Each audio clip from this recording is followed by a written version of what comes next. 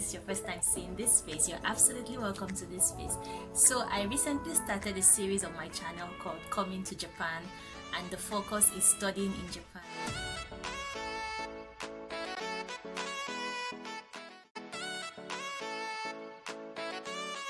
So if this is the first video you're watching from this series, I recommend that you look on my channel. There's a part 1 to this video and this is the part 2. So you don't have to watch that before you watch this one, but then there's lots of information that will be beneficial to you in the first one. It will be great if you watch that as well. So let's move to the part 2 right away. So if you want to come to study in Japan, there are 2 ways by which you can come to Japan. You can either come as an exchange student or you can come as a full-time student. So there are 2 ways by which you can come as an exchange student. You can come as a college exchange student and you can come as a high school exchange student. So there are so many programs that allow high school students to come to Japan from between a few weeks until 6 months to a year. So I will put as many links as I can in the description box so that you can look at the different ways that high school students can come to Japan. Now let's move to the college exchange student. So as a college student intending to come to Japan as an exchange student, I'll recommend that you check out with your university. So most universities have agreement or partner relationships with other universities around the world.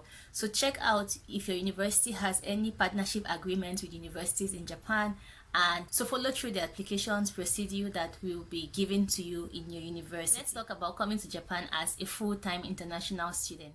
So the very first question is, why Japan? Why not the US? Why not the UK? Why not Canada? Why not any other country? But why Japan? So I'll be giving you some reasons why you should consider Japan and not the other countries.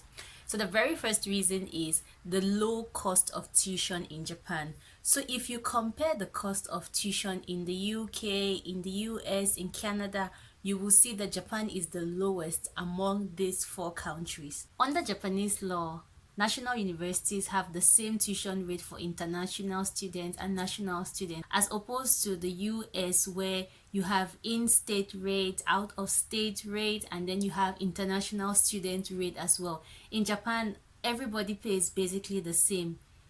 If it's a public university, you have to consider paying about $5,600 US. If it's a private university, then the figures fluctuate with the university. For private universities, it's approximately 1.2 million yen to 2 million yen, and these figures are paid the same for both international students as foreign students. International students don't pay higher than foreign students, they pay the same amount. Next thing to consider is scholarships. In Japan, there are so many scholarships for international students. You have scholarships that cover the tuition, as well as you have scholarships that take care of monthly expenses. And you equally have scholarships that take care of monthly expenses and cover the tuition. Next thing to consider is the quality of education. So an education from Japan or a degree from Japan is recognized everywhere. With a degree from Japan, you can work in any country because it's going to be accepted and it's going to be recognized everywhere you go. Also, studying in Japan gives you access to state-of-the-art facilities as well as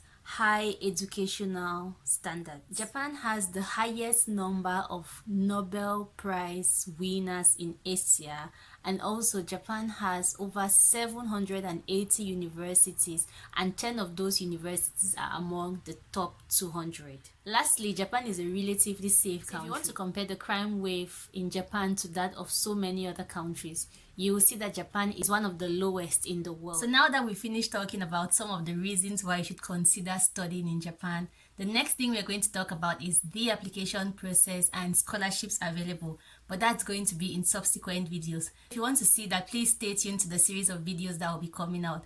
So thank you so much for staying tuned with me until this point in time. See you in the next video. Goodbye.